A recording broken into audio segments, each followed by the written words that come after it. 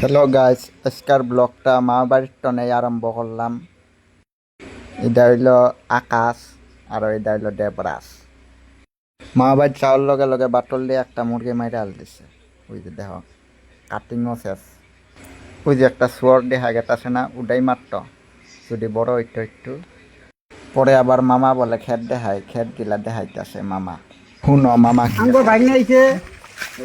তার জন্য আমি আনন্দ ভরি নাই, মনটা ভরছে। মুরগি মেরে খাওয়াইতেছি, চাউরি মাংস নাই। ওই বাচ্চাটা আমার চাকরি করবো, ওইটা তুরুকটা চাকরি পাবো। পরে মামা আরো আমি ডুপ্লিকেট সাপ নিয়ে ফুর্তি করতেছি। গরম গরম কুলায় না। পরে রাকেশ দাদা কইল চাং করবা যায় বলে। কোন নদীর বেন নিয়ে গেতাছে আমি জানি না। ওই যে রাকেশ দাদা পুরা ওরা গুঞ্জি সুঞ্জি খুললা রেডি হইতাছে। আমরা আবার পেনশন আনি নাই, একদিন কেরা জানে বন্ধ।